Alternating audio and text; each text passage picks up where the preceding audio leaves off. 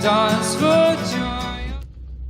So welcome to Sensible Secondhand Classics, the show where we look at cars that you can buy that are over 15 years old for between £1,000 and £5,000. This is a 1988 Volvo 480 ES, and it's very, very, very nostalgic.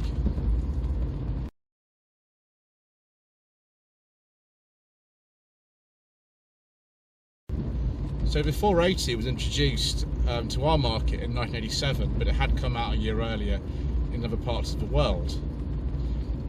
For the first few years of production, there were really only two models. There was this the ES that was launched right at the beginning, and then a little bit later on came the Turbo. In 1991 they introduced a sort of S base model, and gradually sort of taking a few things out of these cars actually to differentiate them from other models such as the GT and the SE and the LE. The one, of course, that a lot of people want is the Celebration, which came in 1995, which is to mark the end of production for the 480. That actually had only 480 cars built, which is interesting. The platform of this is shared with the 440 and 460, that came along slightly later. This car has the basic engine that a lot of these cars came with. It's a 1.7 Renault F-Type engine, developing about 109 horsepower. When catalytic converters were mandated in Europe in January 1993, Volvo realised that actually they needed to produce a larger engine to keep up with the power, because the 1.7 engine only produces 102 horsepower with a cab. So they introduced a 2 litre, which also develops about 109 horsepower. Then you have the Turbo, which is a car that our neighbours had when I was growing up. That develops about 119 horsepower. The Renault engine is actually shared with the Renault 11, although I don't think it actually had this much power when it was in one of those. I forget now exactly what power output it was, but we're not talking at all about a car that was engineered by Volvo's Swedish division, or very little input. We're talking about something that was engineered in the Netherlands. There was some input, I think. Volvo had a design centre in Britain as well, some input from Britain, but mainly in the Netherlands. So the DAF people, and they had a very long relationship with Renault that dated back, maybe at that point, about 25 years, to supply engines and later gearboxes for DAF and later Volvo cars. So the thing like the Volvo 66 and the 340 had Renault engine, the gearboxes in them, before that had a funny transaxle in it, so that was maybe not the same as the gearboxes that Renault were putting in.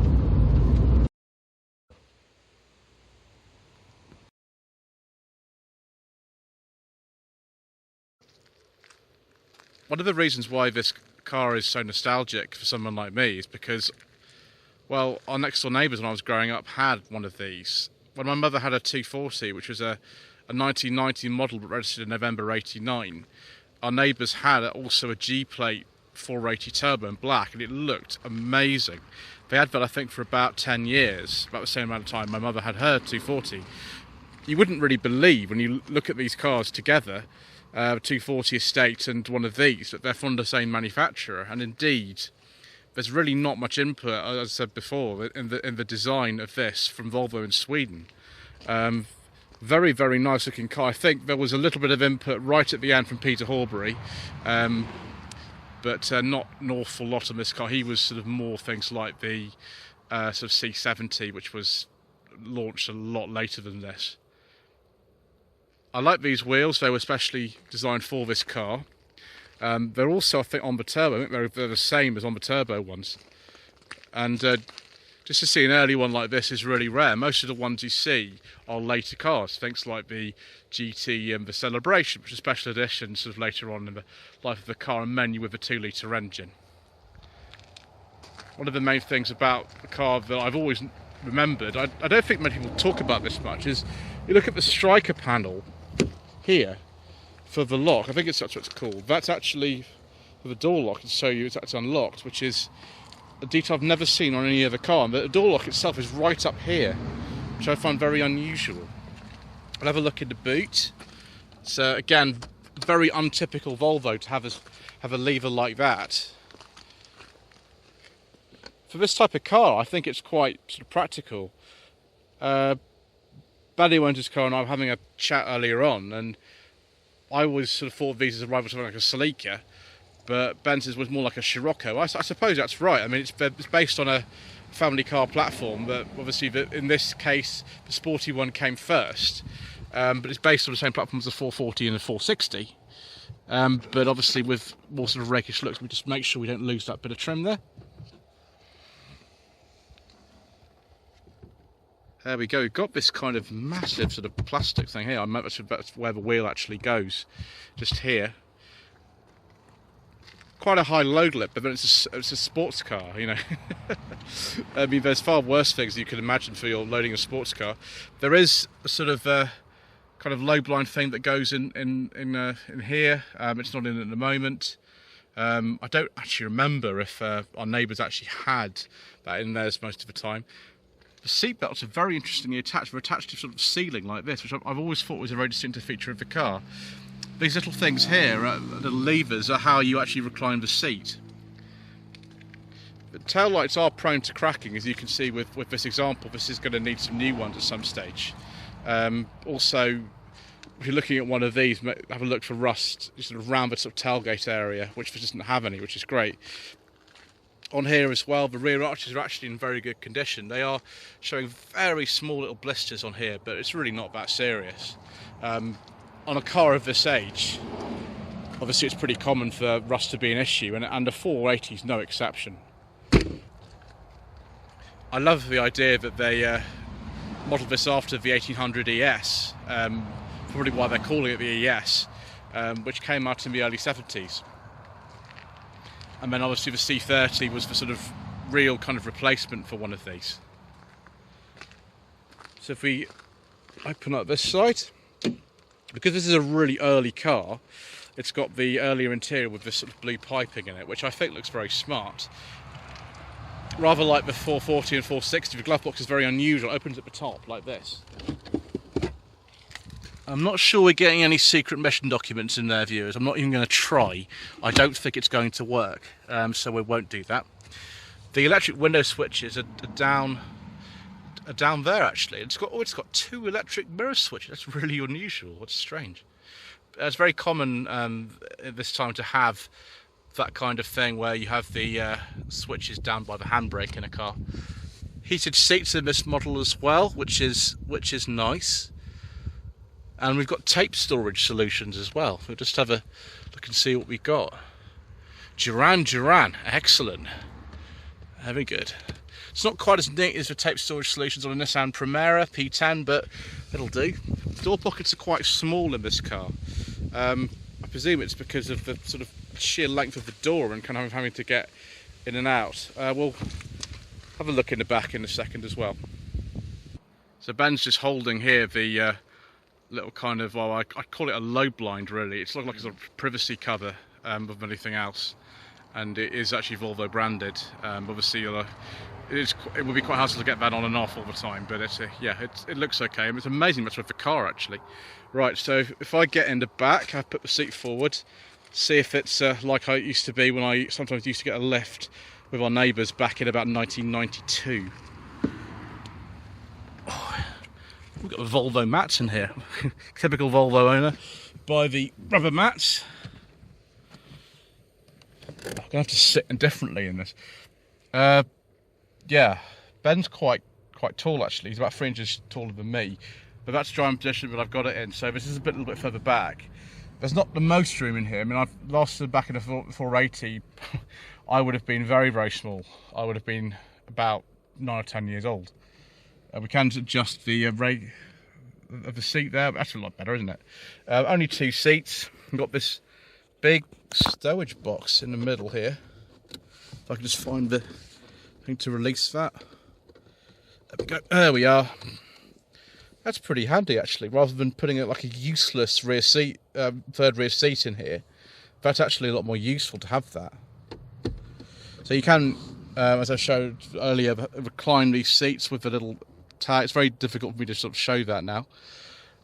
Of course, we have an ashtray in here because it's the 1980s, and so we have an ashtray in the back of here. Very sensible tip of disc lock in a car of this age, actually, just to make sure nothing happens. Well, that's a rear light. It's in the middle. That's interesting. Yeah, again, the fabric's very different from what I'd expect in the sort of Swedish Volvos of this age. It feels very, very sort of period correct and kind of sporty. It's quite soft as well. That's nice. Right, I think we need to look at this full instrument cluster as well, which means I have to get out of here. Right, here we go. Lumbar adjustment. That's the backrest angle. Don't pull the lever.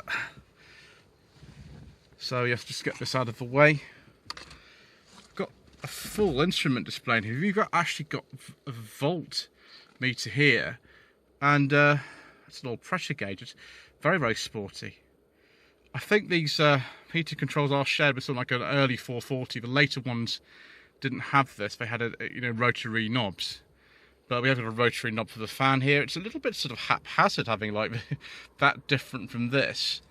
But I suppose they're trying to have this sort of very kind of Cal dash, which is a very sporty thing. And the vents are really weird. You've got actually 6 in total, 2 on that side, 2 in the middle, including this one, and then 2 over here. The lights are in this kind of little pod switch here, and this is nothing like a sort of 240, nothing at all like one of those. But I do like the sort of gauge cluster here, the info center. In this car, the info center actually works properly. I've heard that can be an issue with some of these. We've also got a little dial here for adjusting the brightness of the instrument display.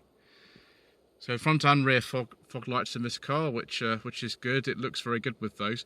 We'll have some pop-up headlamp action later, viewers, because I know that if I don't do that, I will be told off. Philips stereo. I think it's pretty original stereo. I thought it would be Volvo branded, but it isn't. Maybe somebody, when they ordered this car, like specifically ordered like an upgraded stereo or something like that back in 1988. Right, we'll just pause here and then I'll turn on the info center. So one of the things I've noticed with this particular car, I don't know whether it's just a fault or there is actually a bulb out, is the bulb failure warning light is on. We've actually also got a cruise control light, but no cruise control. I don't think I've ever seen one of these with cruise control, but clearly it was something they were thinking of. It's quite difficult actually to see the info center sort of here, but you can just about see it. It has a 122 degrees Fahrenheit oil temperature. Ben's just adjusting the light level for me. But yeah, it's kind of if it was dark, it'd be easy to see that. But that's about. I think you can see. There we go. That's perfect. Thank you. Normal speedo, normal rev counter. But yeah, we've got the info center just sort of there, and we can actually switch things around with this particular control here. So we can see it's 285 miles. That is 31 miles per hour average. And fuel average says there, instant readout is there, so it's about 37 miles per gallon. So it doesn't sound too bad to me actually for a car like this. Engine temperature 148 degrees Fahrenheit, and the external temperature is 70 degrees Fahrenheit. We can, however, switch the units over. Actually, that button's not working. Isn't that weird? You need a special tool. That's really annoying. You need a special tool to switch that button over. That's really annoying. I'll put it back on what it was, which is the oil temperature.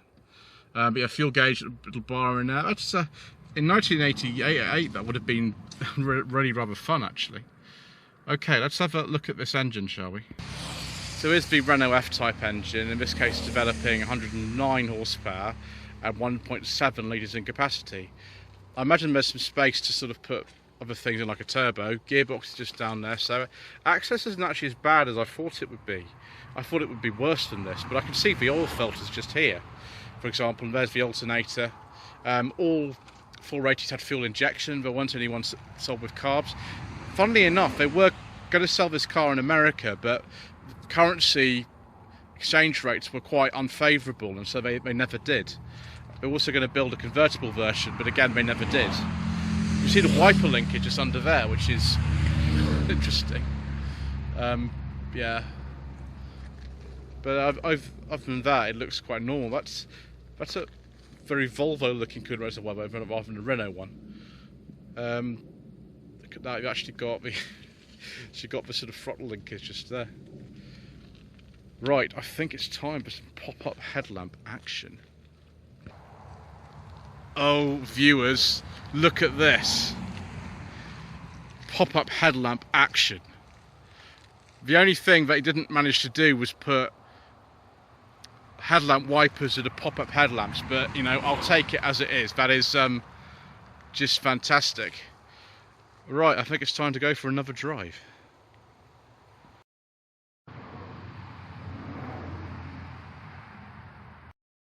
Lloyd Vehicle Consulting stickers, t-shirts and mugs are available by clicking the link to the Google form in the video description below.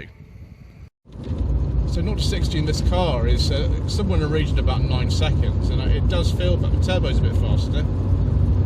The engine actually pulls quite well. It's only an 8-valve unit, which probably helps actually. Gearbox actually is quite slick. I think having this different gear lever from what Renault's would have had does help it feel a bit more solid. The engine actually makes quite a good sporty noise as well, which I do remember from when I was younger. The ride for a sports car is actually alright. It's not as hard as I would thought it would be. Steering is power assisted, but it's actually on the heavier side of power assisted. Funny enough, we've got like a 5-year-old V40 that we're following down the road here, and it's not going very fast. Like, you know, I feel like I need to sort of push on a bit, and I can't because I'm being held up by modern traffic. Chassis actually feels quite good. I'd have to drive a 440 or a 460. And if anybody has a 360, 440 or a 460, I'm particularly interested in driving a late 360. As well as the 440 or 460, then please do get in touch. My email address is at the beginning of the video, about a minute in. So just go around this corner, see what it's like. We've got some wet leaves around here, so we're going to have to be a little bit careful. There we go. There's nothing kind of scary about this at all. There's very little to sort of worry the average driver who's going into a Classic for the first time. Seat feels very supportive. The car behaves perfectly well. The only thing you notice is the fact that this steering is just a bit weightier than it would be on a modern car like that V40. Brakes feel good. I can't remember if there's ABS in this one, but ABS certainly I think was in the turbo. I think it depends on the model year actually, and then airbags came in a lot later than this. This has no airbags in it. I actually really like this. My main issue with the car in terms of the you know, whether or not I'd buy one is actually getting in and out of it. It's quite low, and Ben and I have been having a conversation about this, and the thing we found is that if you carry passengers regularly, it's a lot easier to have a 4-door car than this. Now you can get most people in the back, as we've demonstrated. It's not too difficult. Indeed, when this car featured on the Grand Thrift Auto channel last year with Mr. Martin Charles, they actually did successfully manage to get 2 people in the back, which was fine. You also might have seen this car as well, if you're wondering, on the Late Break Show, sort of featured in an episode of one of the other cars that Ben had in his family. But I really like this. I'd like to drive sort of 440, 460 to see if they actually do feel as good as this does and sound as sporty. It probably don't sound as sporty as this, I shouldn't think. But this feels pretty good, considering this car is getting on for 35 years old. I think it feels brilliant. Brakes actually feel good as well, and the visibility's not bad either. The rear window is actually quite big in this. It's not as sort of small as a lot of other sort of coupes are.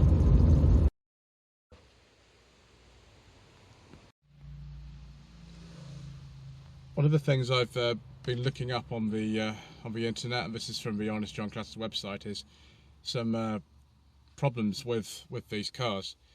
Obviously these pop-up headlamps, they're absolutely amazing, and you can see in some of the footage I've taken, actually there is a washing feature for them. There's a headlamp washer inside there, which is good.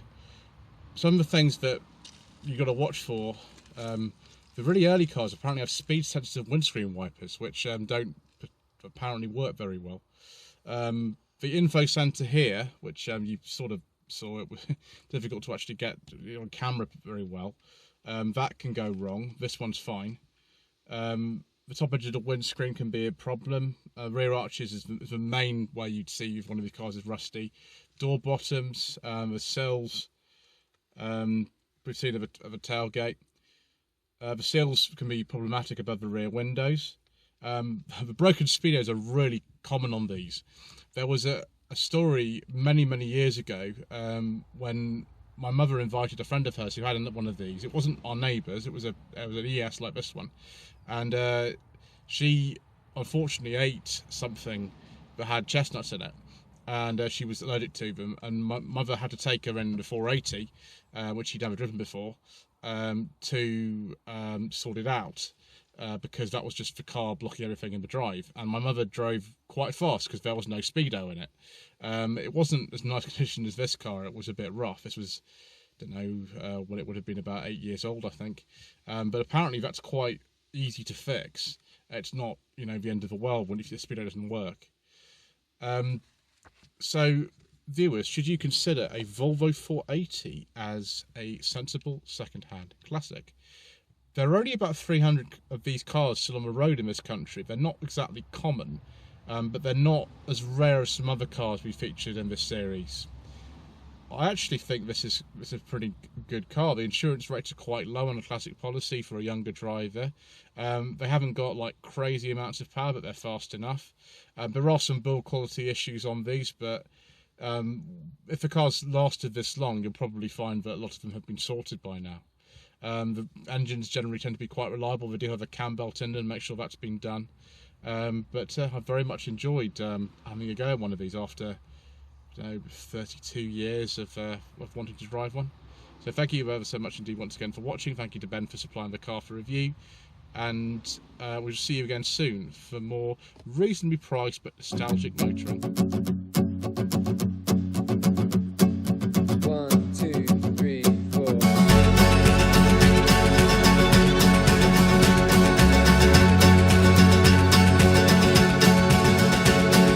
Every blue day, every day with blue skies.